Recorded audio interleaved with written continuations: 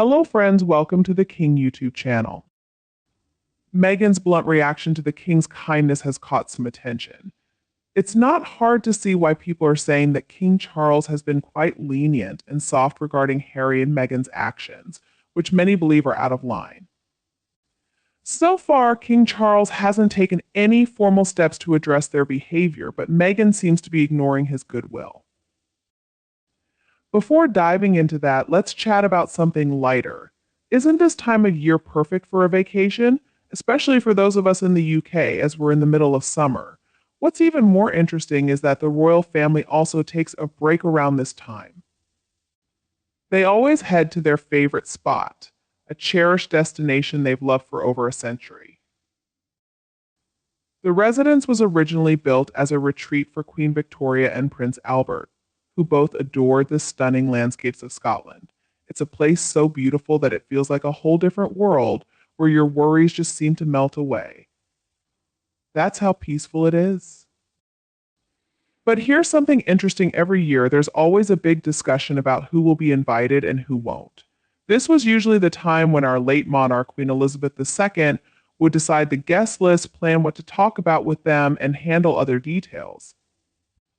Because the setting was more relaxed, it offered a chance to connect with the monarch in a casual atmosphere and spend some quality time with her. You should know that she deeply loved and admired this place. It really was a fantastic spot. Now, as we all know, King Charles is there enjoying his time in the halls, and he definitely has every reason to be. It's been a tough year for many, but especially for him, given his personal health challenges. Isn't it interesting how the media keeps debating whether the Sussex family was invited to the press conference? Were they invited or not? When exactly did they get the invitation? As I've mentioned before, there's always an open invitation, especially for Prince Harry. His Majesty the King had a brilliant idea, in my opinion. He suggested that Harry could attend, but bring the children along. She was even willing to make that meeting happen, ensuring it would be completely secure with no safety concerns. But it seems Harry wasn't interested in taking part. Now, when it comes to Meghan, let me explain a bit further. It's great to have you back. You see, Meghan Markle's strong dislike for Balmoral seems to stem from one particular thing. Despite what she says about our beautiful country, the UK, it's clear she doesn't have much time for England. It's also obvious she's not fond of Scotland for several reasons. She doesn't care much for the traditions and activities like hunting, fishing, and shooting, and she's not in agreement with that lifestyle at all.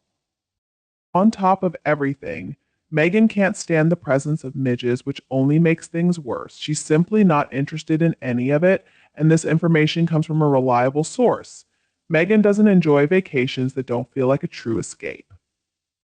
She prefers being close to things like coffee shops, sunshine, and the internet.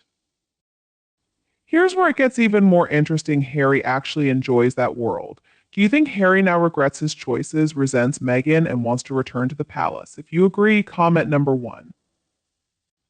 If you think Harry is still determined to stay with Meghan, comment number 2. After all, that's the world where he grew up. Plus, he was shielded from a lot of the harsh realities going on in the world at that time. In fact, Harry does miss it. I've heard that he wouldn't be against coming back someday. However, he'll definitely return to his home. Meghan, on the other hand, can't stand the idea of being there. She has no interest in getting bitten by midges, which she described as being like a pincushion. With the unpredictable weather typical of the English, British, or UK summer, it's clear she has no time for it. So even if Harry eventually decides to visit his father this year, next year, or at some other time, he'll likely go alone because Meghan is done with Balmoral, according to a reliable source. And by the way, did you know that Meghan reportedly lied and accused King Charles of being a racist even after he walked her down the aisle? It's incredibly disrespectful, in my opinion. Meghan clearly needed an excuse to accuse the royals, and she used race as a ready-made grievance. This is coming from someone who spent much of her life undergoing various cosmetic procedures to appear more white. She needed something serious to pin on them, and she took full advantage of it. Honestly, I hadn't thought about it this way before, but it's a glaring example of her hypocrisy. It's worse than disrespectful, it's downright disgusting and treacherous, especially considering the high standards associated with those places. When celebrities visit and someone like her dismisses it, it's truly childish. The fact that she called Charles a racist after he acted like such a gentleman at her wedding is really hard to forgive. Is she upset that King Charles got as much attention as she did simply by being the noble person he is? Her self admiration is truly beyond belief. As for Harry's latest adventures, it seems our dear prince is quite busy in Colombia, with Meghan by his side under the watchful eye of military police, no less. The irony is almost too much to handle. This is the same Harry who has repeatedly claimed the UK is unsafe for his family, yet here he is, traveling through a country where the need for a military escort says a lot about the real dangers present. It makes you wonder, what exactly are they doing in Colombia? Perhaps it's just a casual shopping trip, a quick dash to pick up essentials, because as we all know, there's no place like Colombia for those must have luxuries. You can't help but marvel at the audacity.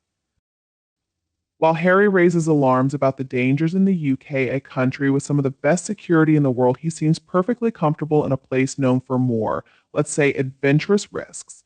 The issue isn't the color of Meghan Markle's skin, it's the content of her character. Ironically, she's whiter than many, but her heart seems dark. And I'm not talking about her heritage. Drawing from Dr. Martin Luther King Jr.'s powerful I Have a Dream speech, he hoped his children would one day be judged by their character, not by the color of their skin. Meghan has been judged exactly by that standard, her character.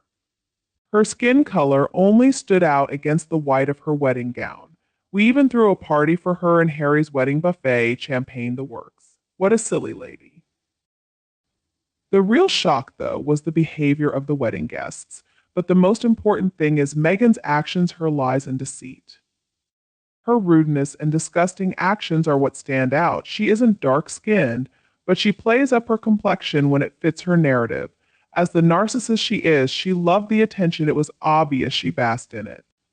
And who did she invite to her wedding? Only celebrities. Why? So she could play the role of the leading lady she's always claimed to be. Meghan spent her life identifying as white, despite her mother being black, and only changed her stance when she couldn't bully the British royal family. You can never go wrong with good manners. Treat others as you'd want to be treated. Meghan came to the UK to find a wealthy husband, and now that she's achieved that goal, there's no reason for her to return. She's never been to Balmoral and would happily play the part of Princess Diana just to grab media attention. Even Diana herself wasn't too fond of Balmoral. In fact, I don't think Meghan ever visited Balmoral that first summer. After Archie was born, she claimed it was too far to take him. Instead, Archie ended up flying to the south of France with Uncle Elton. Meghan turned down Balmoral invitations at least 5 times, citing Archie's age as a reason for not flying for Christmas. Yet she and Harry flew to Spain to spend time with Elton John and Sean, and she refused summer invites as well. These are my thoughts and opinions. Do you share the same views? Thank you for watching my video. Please leave a comment below and share your thoughts. Don't forget to support us by liking, sharing, and subscribing to the King YouTube channel. I love Goodbye you all. for now, and see you the next video.